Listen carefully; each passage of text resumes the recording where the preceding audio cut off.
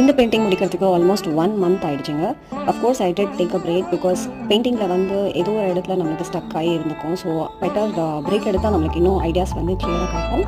And இந்த painting வந்து மகாலட்சுமியோட பெயிண்டிங்கிறாங்க. அதை இன்னும் டேஷிங்காக ஃபினிஷிங் டச் கொடுக்கணும் அப்படின்றதுக்காக நிறைய ஹோலோகிராஃபிக் கிளிட்டர் ஒர்க்ஸ் பண்ணியிருக்கேன். ரெயின் ஸ்டோன்ஸ் வச்சு நிறைய இந்த ஜுவல்லரி ஒர்க்லாம் பண்ணியிருக்கேன். அதே மாதிரி பார்த்தீங்கன்னா கோல்ட் பிளேட்ஸும் வச்சு ஃபினிஷிங் பண்ணியிருக்கேன்.